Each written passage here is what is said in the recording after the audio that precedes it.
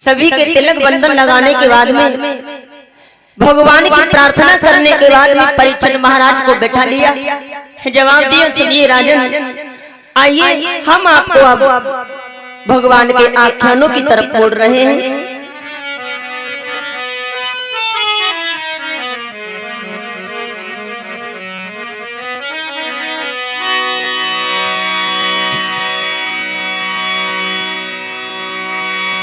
इधर भोले बाबा मैया पार्वती को कैलाश पर्वत पर बैठा करके कथा सुना रहे हैं। भोले बाबा ने तो समझा दिया, देवी भगवान राम इसलिए आए क्योंकि उनको नारद ने श्राप दिया था नारायण भगवान को, इसीलिए उनको इंसान के रूप में इस दुनिया में आने के बाद में लीलाएं करनी पड़ी। तो पार्वती ने दोनों हाथ जोड़े जवाब दिया, भोले बाबा आपने तो बता दिया वो कारण रहा, नारद ने श्राप दिया भगवान आए, अब आखिर बताओ भगवान मर्यादा पुरुषोत्तम श्री राम जी अयोध्या में महाराज दशरथ के यहाँ कौशल्या के गर्भ से इन्होंने जन्म लिया या भगवान का प्राकट्य हुआ, वो कहानी हमें बताओ। तो भोले बाबा बोले समझाएंगे, पार्वती आओ हम तुम्हें बताएं। इधर महाराज दशरथ जो अयोध्या के राजा प्रमाण तो ये मिलता है अज के पुत्र थे और इनकी 3 पटरानियां हैं। 3 पटरानियां, मेरी माँ कौशल्या, मेरी माँ सुमित्रा और मैया के।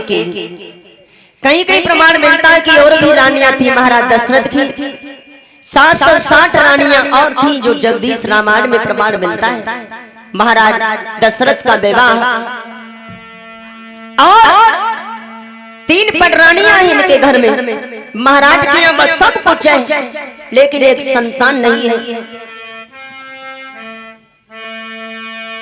बहुत दिन हो गए इनके महाराज के यहाँ जब कोई पुत्र नहीं हुआ। वैसे तो रामचरितमानस में प्रमाण मिलता है कि इनके यहाँ कुछ समय के बाद में सुमित्रा से शांता नाम की कन्या ने जन्म लिया, जिसका विवाह इन्होंने महात्मा संगी ऋषि के साथ में कर दिया था। उसके बाद में इनके कोई संतान नहीं। महाराज दशरथ सुखी तो बहुत थे लेकिन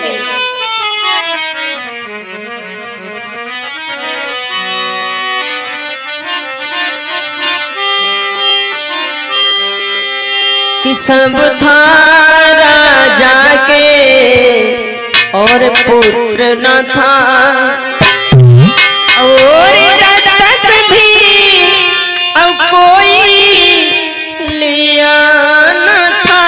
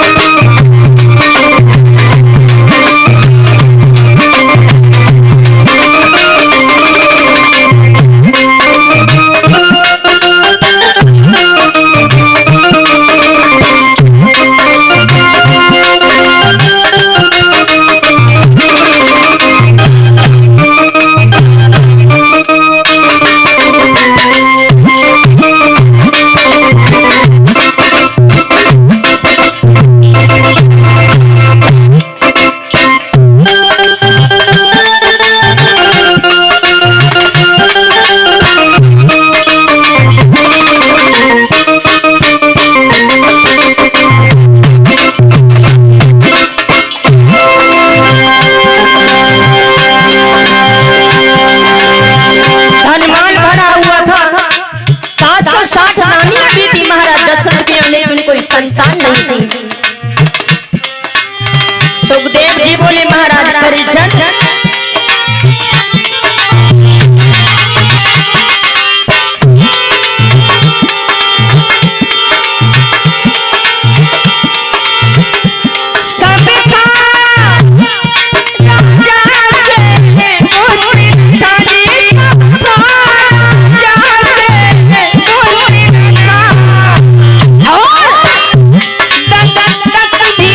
कोई लिया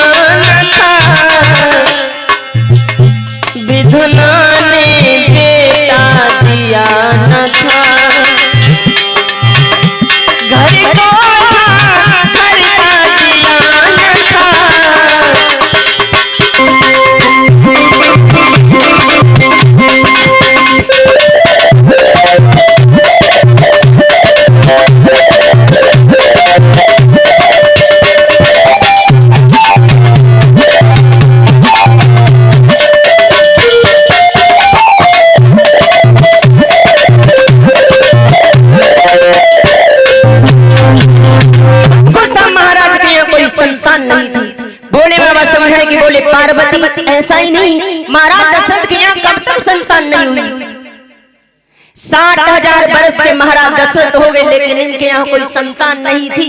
और 60,000 वर्ष की उम्र हो जाने के बाद में महाराज दशरथ को आभास हुआ कि मेरे यहाँ कोई लड़का नहीं है। एक बात और बताएं, गोस्वामी तुलसीदास बाबा जी कहते हैं महाराज दशरथ को एक बार गलानी हुई। कब? बोले एक बार भूपति मन माही,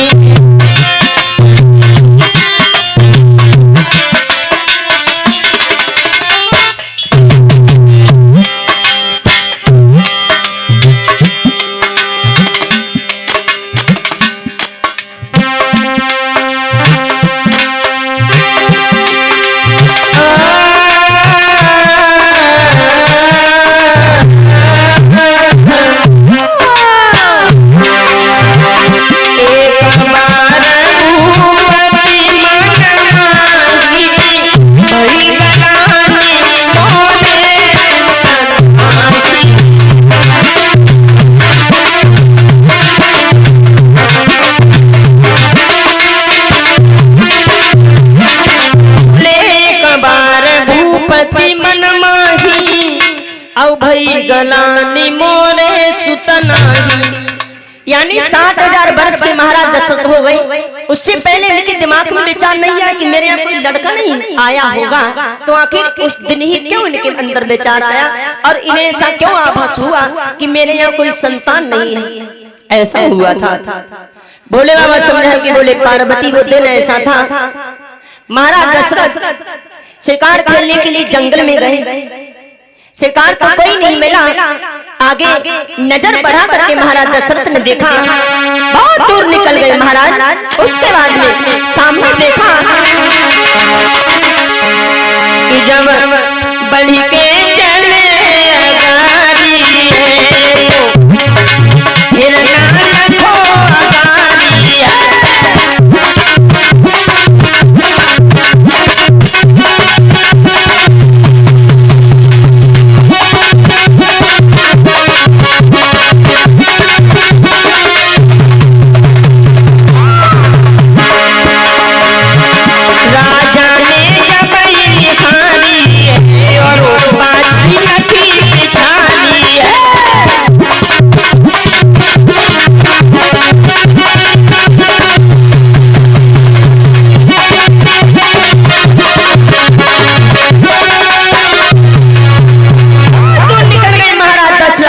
निकलने के बाद में आगे उन्होंने जंगल में देखा एक हिरन जा रहा था। महाराज दशरथ ने हिरन का पीछा किया, मारने के लिए जैसे दौड़े, हिरन आगे आगे जा रहा, पीछे मुड़ के देखा तो महाराज दशरथ का चेहरा लिखा। और चेहरा जब लिखा तो महाराज दशरथ से उस हिरन ने जवाब दिया, महाराज आप लौट जाओ, मैं तुम्हारे हाथ नहीं मरूंगा, बेकार में अपना टाइम क्यों बर्बाद करते हो, महाराज लौट जाओ पीछे। दशरथ ने जवाब दिया, हिरन मेरी तरह बात करता है? बोले क्यों नहीं मरोगे मेरे हाथ? जवाब दिया हिरन ने, महाराज इसमें तुम्हारा कोई दोष नहीं है, तुम्हारा कोई दोष नहीं, मुझे ब्रह्मा का वरदान है। क्या? तो हिरन ने जवाब दिया, सुनिए महाराज। बोले जा राजा के पुत्र न होई, पासे मेरो मरण न होई।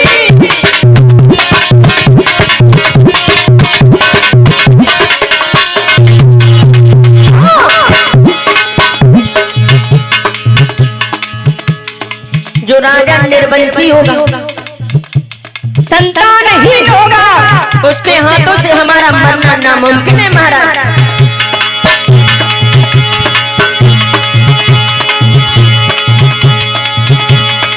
नायब राजा बन चला, हम तो तेरे साथ नया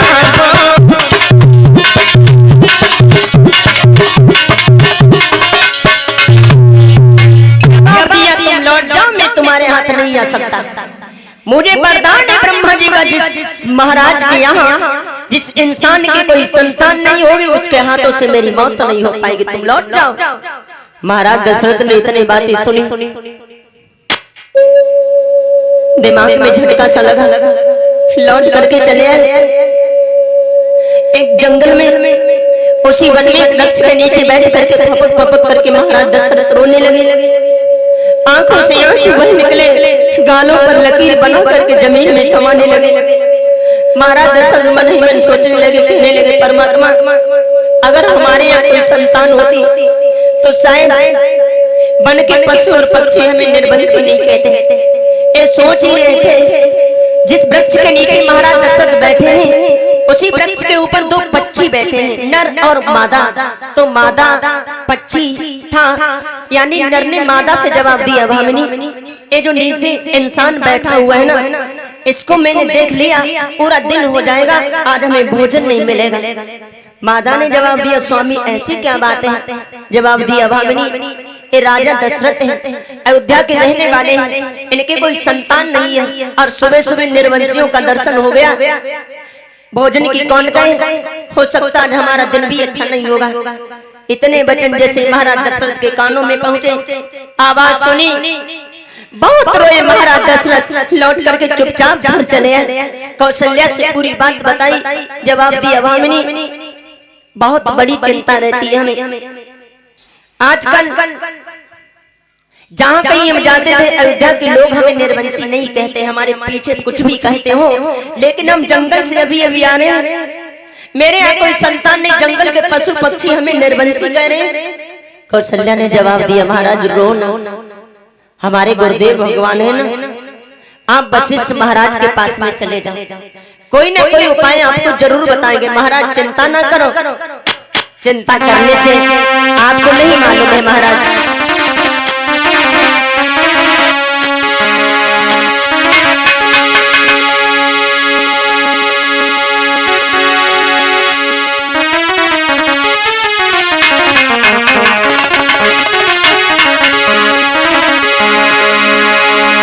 बोले चिंता है बड़ी चिता से भी और नर को निर्जीव बनाती है।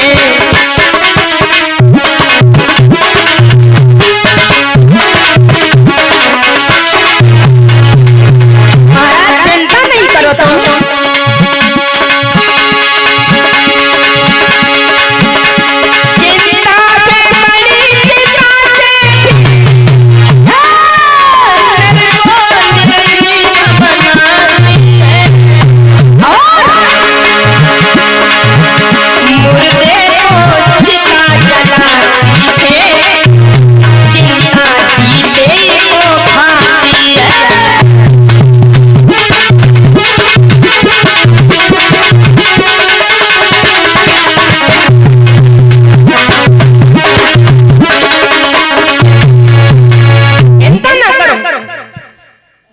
महाराज चिता तो मुर्दे को जला करके समाप्त कर देती है कई बार में, लेकिन चिंता इंसान को अंदर ही अंदर खाती रहती है। चिंता करने से मात्र उम्र घटती है, दुख कभी कम नहीं होता, वो तो बढ़ता चला जाता है। महाराज मेरी बात मानो, आप गुरुदेव भगवान के पास में जाओ, कोई ना कोई उपाय तुम्हें जरूर बताएंगे।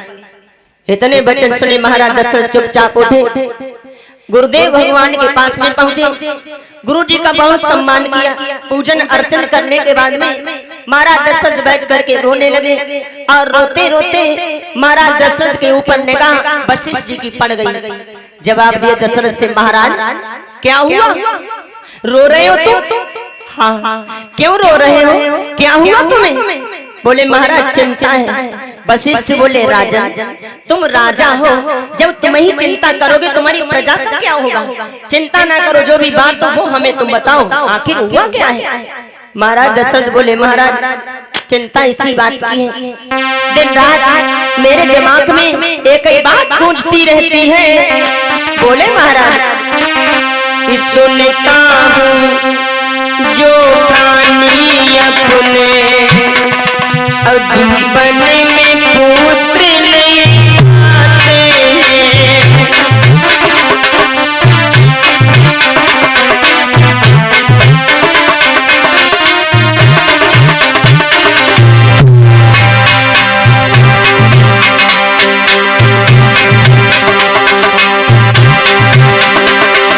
सुनता हूँ जो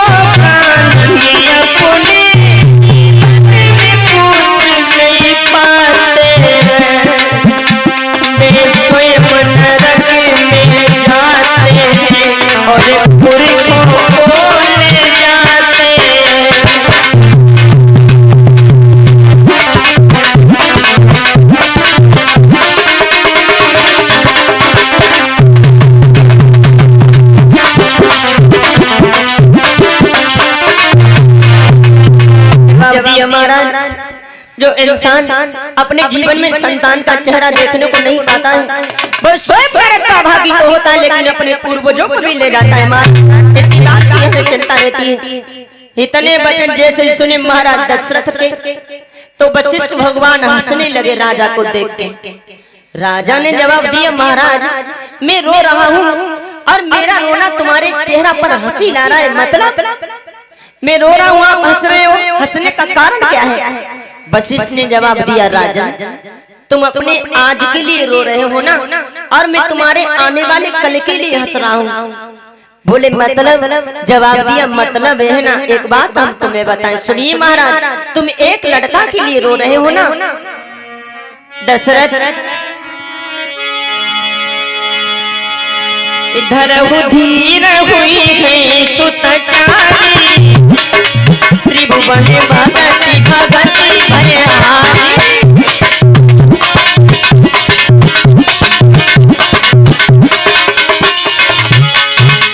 जवाब दिया, धीरज रखो, तुम्हारे एक लड़का नहीं चार चार संतानें होगी, या यूं कहिए स्वयं भगवान तुम्हारे यहाँ आएंगे। जो इतनी बातें सुनी महाराज दशरथ बहुत मगन हो गए। जवाब दिया, महाराज मेरे यहाँ चार चार संतानें आएंगी, इसके लिए हमें करना क्या होगा? वशिष्ठ भगवान ने जवाब दिया, तुम्हें कुछ नहीं करना होगा, आप यहाँ से जाओ, मात्र एक काम करो। कौन सा काम? तो वशिष्ठ समझाने लगे, सुनिए महाराज दशरथ, आपको क्या करना होगा?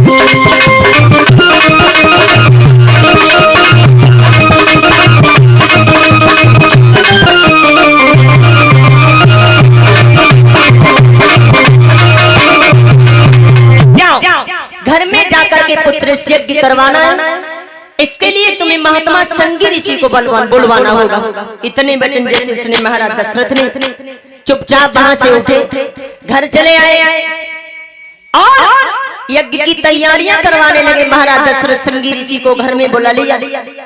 वशिष्ठ भगवान सभी ब्राह्मणों को घर बुलाने के बाद में इनके यहाँ पुत्र यज्ञ शुरू हो गया। अब देखो, जब इनके यहाँ पुत्र यज्ञ हुआ तो उस यज्ञ में ना तो राजा दशरथ ने आहुतियां छोड़ी, ना तो मैया कौशल्या ने आहुतियां छोड़ी, फिर ये यज्ञ किया किसने? गोस्वामी तुलसीदास बाबा जी कहते हैं कि प्रेम सहित मुनि आहुति दीने,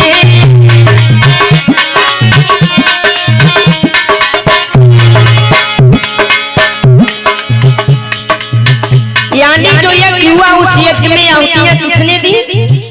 वशिष्ठ भगवान ने। वशिष्ठ भगवान ने आहुतियां दी, महाराज दशरथ ने नहीं। गोस्वामी तुलसीदास बाबा जी कहते हैं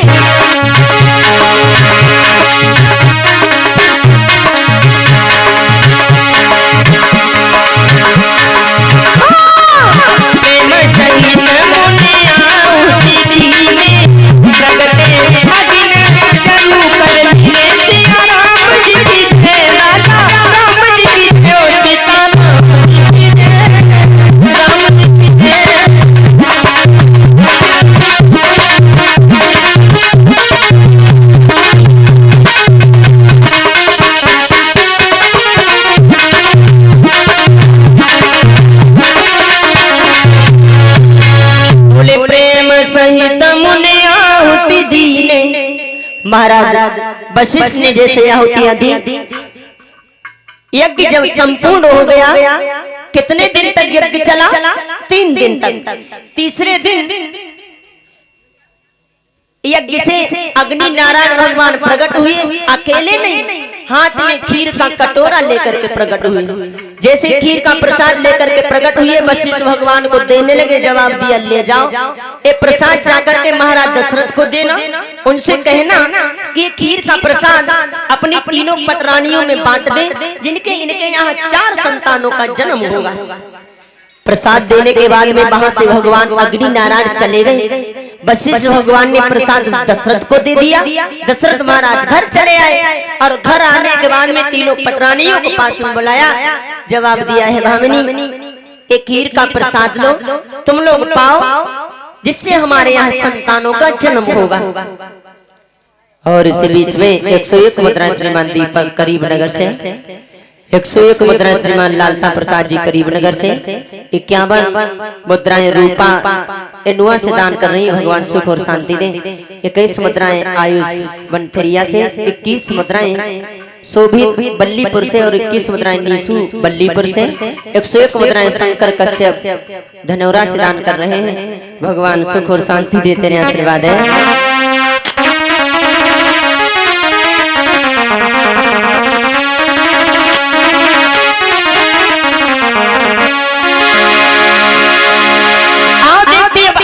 होता है महाराज दशरथ ने तीनों रानियों को बुलाया। अब जो खीर का प्रसाद था, उस प्रसाद के भागों को महाराज दशरथ, कौशल्या, मेरी माँ कैकेयी और मेरी माँ सुमित्रा के पास में खड़े होकर के वितरण करने लगे। तो खीर का प्रसाद था, सबसे पहले उस प्रसाद के 2 टुकड़ा किए महाराज ने।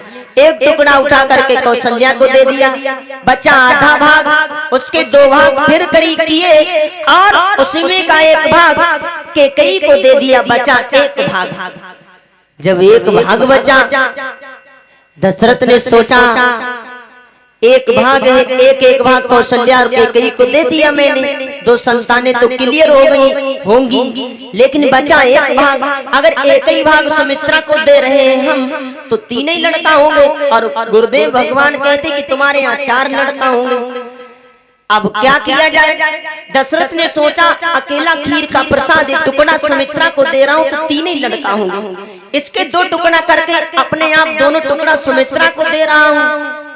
तो कैकेयी और कौशल्या अनबन सोचेंगी, वो तो यही सोचेंगी महाराज दशरथ सुमित्रा को ज्यादा मानते, तासे उनको 2 भाग दे दिए, हम लोगों को एक ही भाग दिया है।